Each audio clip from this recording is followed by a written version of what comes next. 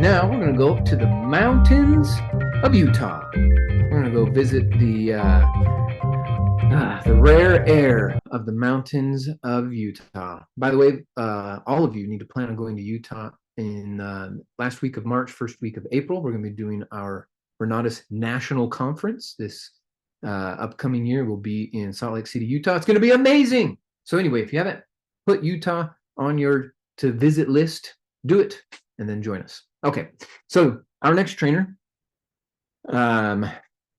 never considered real estate investing. It was not on his radar at all. He thought he was just going to go through corporate ranks. At first, it started out as a regular job, but then he got married and had kids, and then it became a career.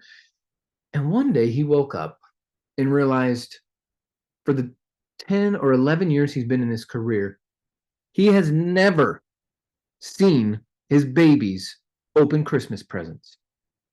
For 10 years straight, he had to work on Christmas. He had to work on New Year's and Thanksgiving and do all that nonsense. He missed the things that most of us take for granted. And it just was grinding his gears. And he said, that's it. You know, he had another baby on the way, and he said, no, I'm not going to live this mediocre life anymore. Someone introduced him to our group, and he said, I don't know. But then his wife said, you better. You better do this, man. I want you home. And that's the whole point about surrounding yourself with key relationships too. So he used that inspiration from his wife and his kids and revolutionized his life. He fired his boss. He totally dismantled that corporate chain that was holding him back, built a life by design. He's done over 100 deals. He is very supportive and motivating to our local team. And so we're going to have him share a little bit about his vision steps to create his life by design. So let's give a big warm welcome to Mr. Jared Brenchley. Hi, Jared. How's it going? Thanks for that was an awesome intro. It's cool. Thanks for taking the time to be here. I'm just gonna have you with me, start introducing me to people because that was awesome. Appreciate it. Great, cool. Well, thanks, Michael, for letting me come on. So everyone, excuse me, I'm coming down a little bit, so my voice may be a little bit scratchy sometimes. So everyone, here's what I want you to do. There's 100 people here right now. That's friggin' awesome. I want everyone, if you can, turn on your cameras. You can turn off in a minute if you really want to, but just for a minute, just bear with me. Come on. If you have on your cameras, awesome. I love you. Okay. Yeah. And what we're going to do, we're going to sit up and with our diaphragm, not our chest, but we're just going to breathe in. There's a whole reason why we're going to breathe in with our mouth as much as we can. Okay. So, and then do another quick inhale. So a long inhale as much as you can, and then a quick little extra. So we're gonna do that 3 times, okay?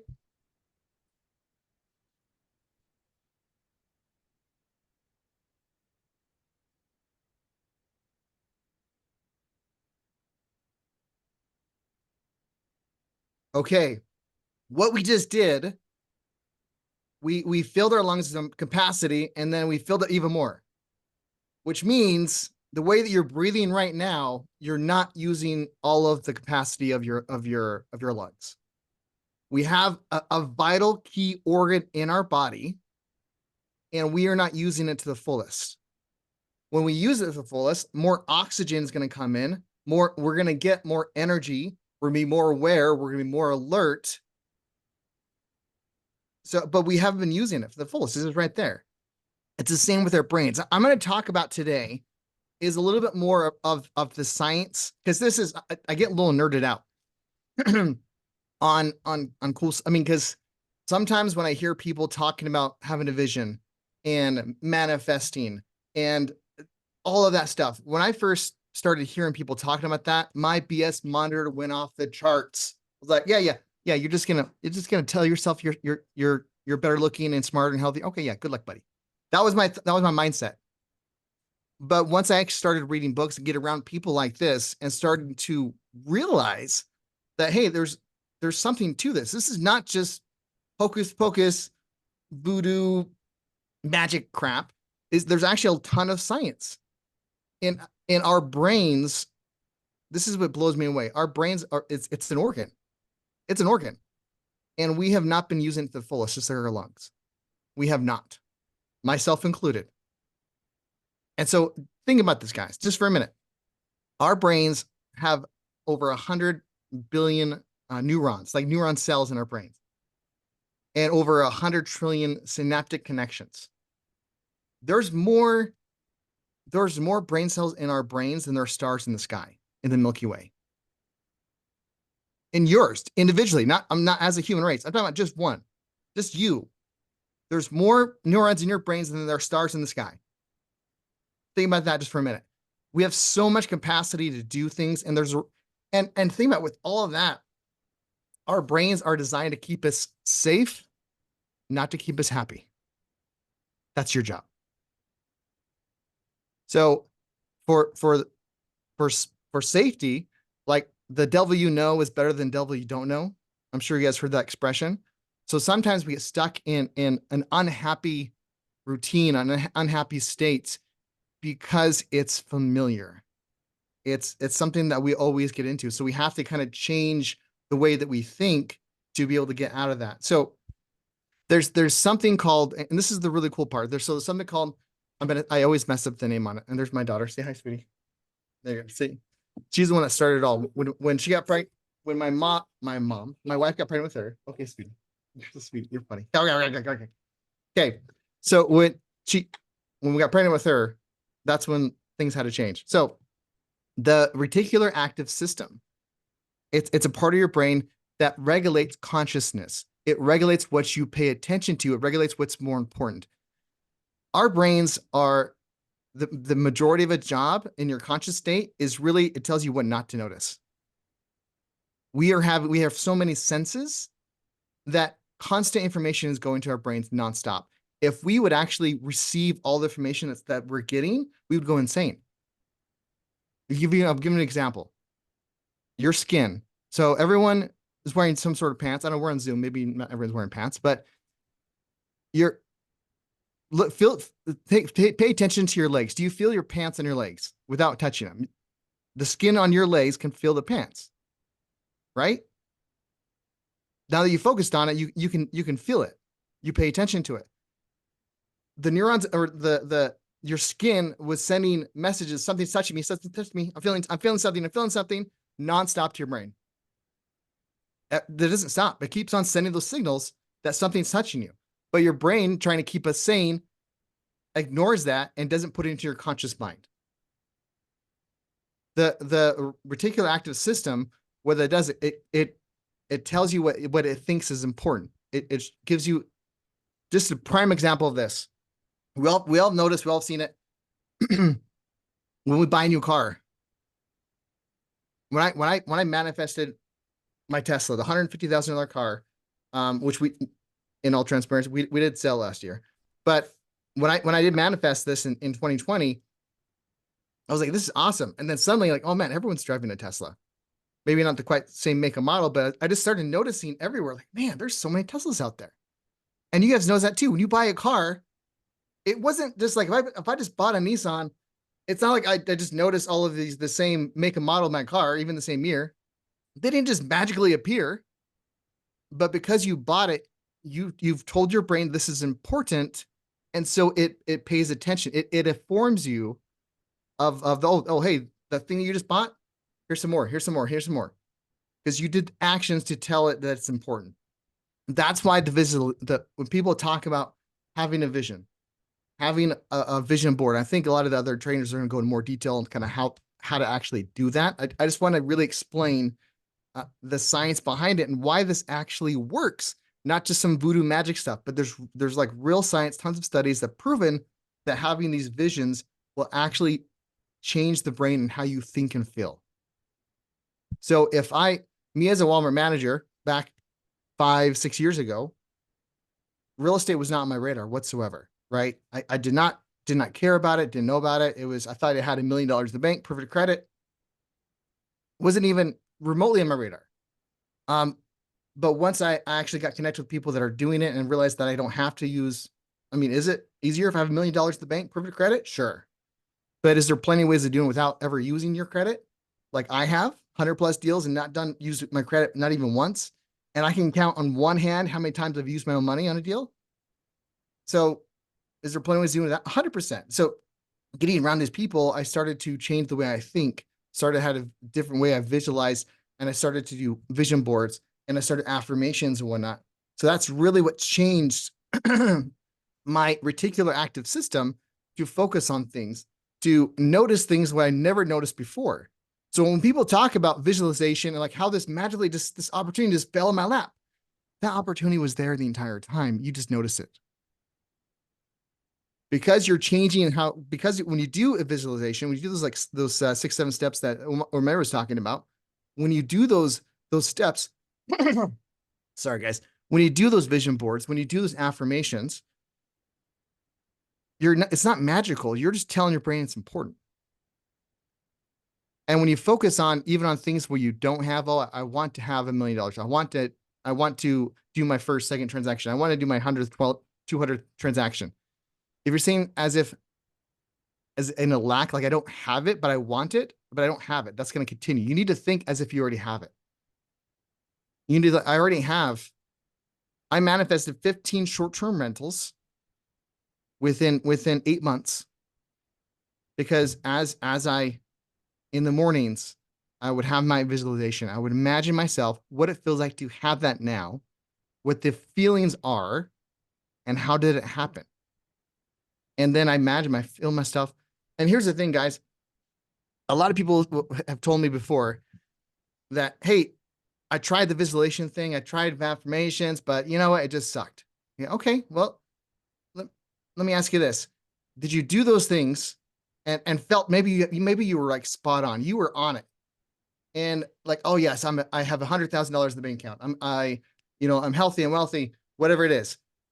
And then you're feeling good for that first 15 minutes after you do that meditation or whatever. And then the other remaining 23 hours and 45 minutes in the day, you're thinking of focusing on things that you don't have and how you're not happy and how that you want more money. So when you're spending 99% of your day focusing on what you don't have and how you're in lack, I don't care how powerful that 15 minutes of your meditation or whatever it is, that's not going to do much. You need to maintain it and keep it going throughout the day. So there's a couple different ways of how I do it. And a couple ways of how I do it is one is gratitude.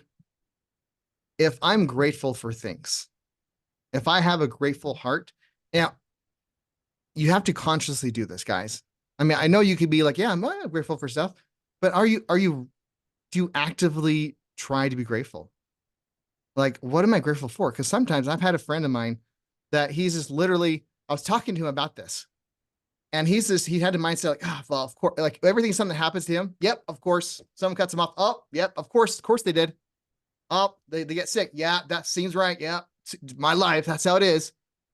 And as we're talking about that, I'm trying to get him out of the state. And someone cut him, and literally someone cut him off, and he almost got a crash. Like, see, Jared, see what happens? I almost got in a car accident. Do you see what happens? I'm like, whoa, hang on a second here. Yeah, you couldn't control what that person did, absolutely. But your thing is a negative thing. You could have gotten a car accident, but you didn't. That person could have destroyed your car, killed you and your wife, but it didn't. You are so lucky that your brakes worked and you were okay. Isn't that awesome? I was like, well, yeah, you're right. So everything's going to happen things will happen to us regardless. It's how the meanings we give our experiences is how our life manifests, how it happens. I have a mantra, what I say, and it's throughout the day constant. Things always seem to work out for me. And so when something happens, I get pulled over and the cop's being a dick or like whatever it is, and I'll say, yeah, things always work out for me. Yeah, I'd be fine. Or maybe a deal just falls flat or whatever. I was working on it for months, and it just pooped in it. And I don't know how a deal poops, but whatever. It goes in fire, just goes terrible, right? I'm like, okay, well, things work out for me. It's okay. And when things go well, like, oh wow, this deal just fell in my lap, and I made $15,000 on it this last week. Awesome. Oh, great. Yeah, of course, things work out for me. Things always work out for me. it's all how we take it and what we're thinking about and how we're putting ourselves in a state of gratitude, a state of, yeah, I already have everything I need. It's already here. It's already there. More and more things will start to pop up because you're telling your brains, hey, this is important to me. Focus on it.